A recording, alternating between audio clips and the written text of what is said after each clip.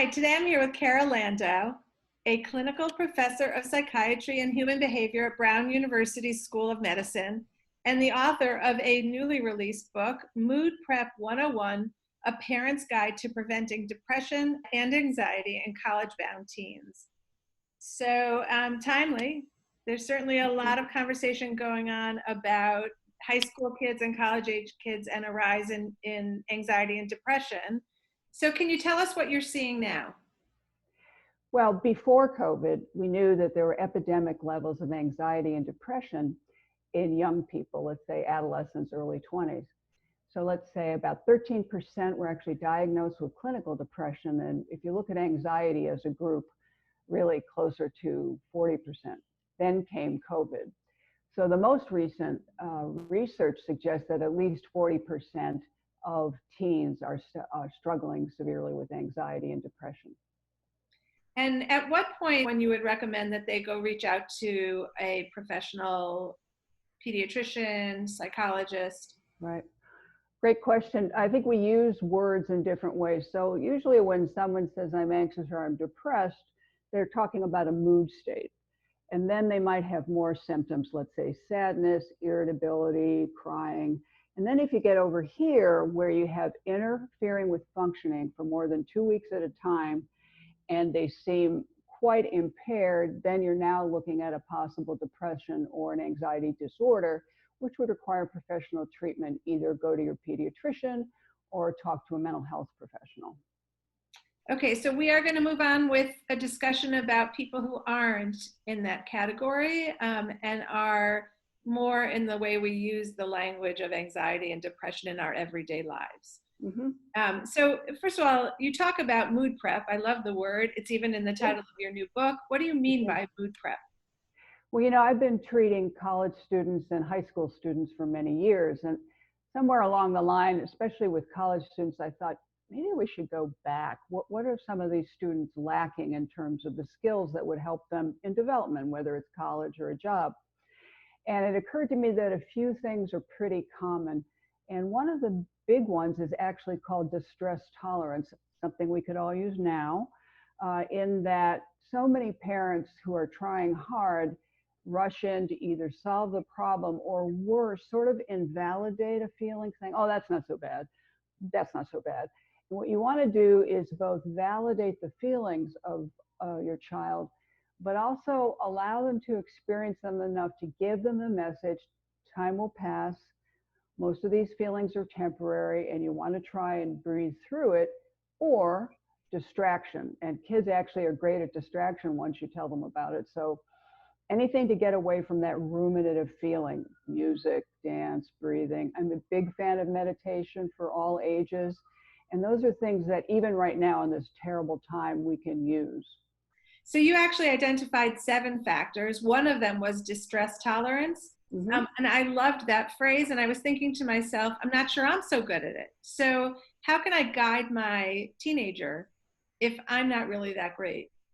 Well, that's a really good question too. I think that a lot of us, especially now, are just kind of overwhelmed.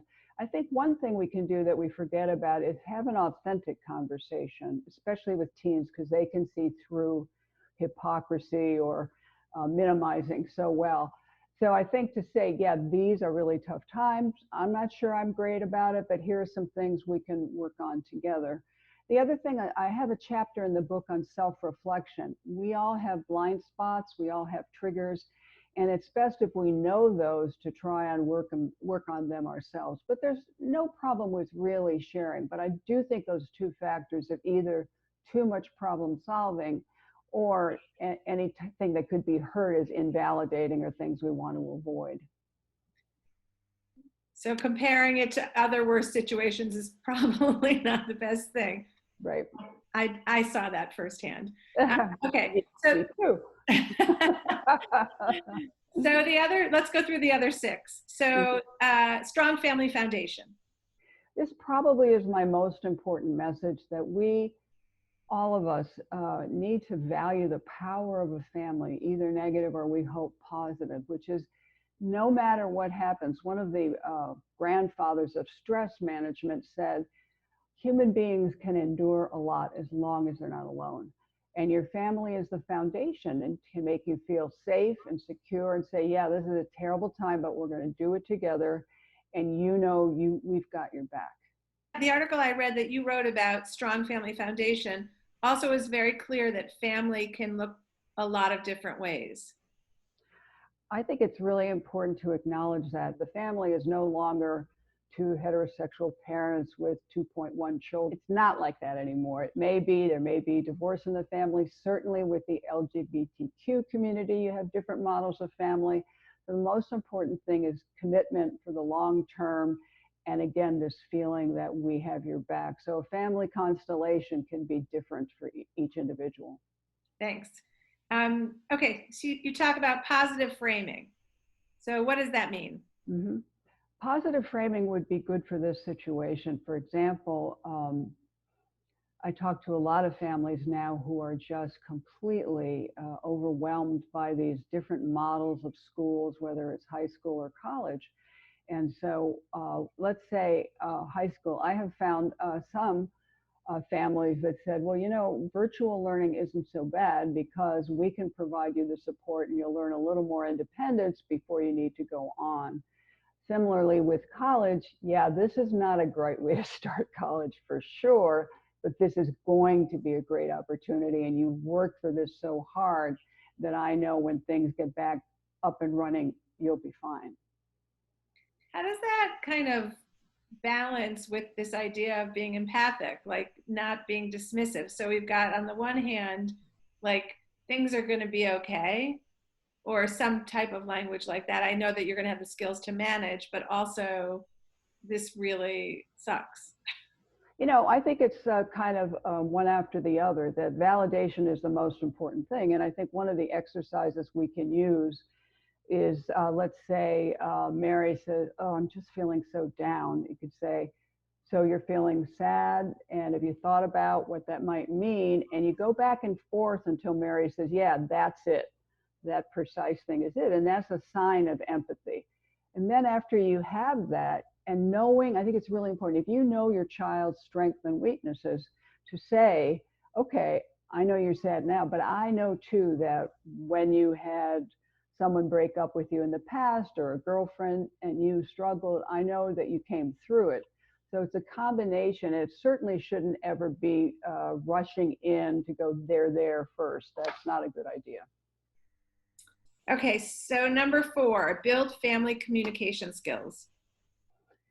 Yeah, this is another one. You can, as a parent, we all know you can love your child dearly, but still make mistakes. And so I think if we focus on communication, it will be at least that your kid knows you're trying. And I think it can really model for the future. So what do we want to do? We want to be as direct as we can. None of this indirect triangulation. So, you're mad at Sue, but you tell Jim you're mad at Sue. And that's indirect or triangulation. In addition to the validation, I think it's important for people to try to be assertive within the family. So to try and state your needs, and I don't mean go in there aggressively, to try and state your needs as much as possible. There's no plus side to this pandemic, but there are a couple things that we have learned, and now there's a lot of research, as I'm sure you know, that eating together as a family is important. People are doing a lot of that now, and that's a great opportunity to share food and to talk over what's been going on. And again, for a lot of families, that's not possible because they might be working 2 shifts or they might have weird schedules. So it doesn't have to be dinner. It can be lunch, it can be a Saturday brunch, but it's a time when the family knows they're going to get together. So good communication involves listening and also maybe sitting with some silence. Yeah, sitting with some silence and maybe even sometimes sitting with some discomfort or anxiety. Because if you rush in, what's the message you're giving? This is intolerable. You don't want to give that message. Okay, for people, I might include myself in this category, who find sitting with silence super uncomfortable. How do we train ourselves to do that? Really great question. 2 things. One is just try to breathe through it. You don't have to get into the, but just say to yourself, yeah, I'm just going to sit here and breathe for a while. And if worse comes to worse, count, right?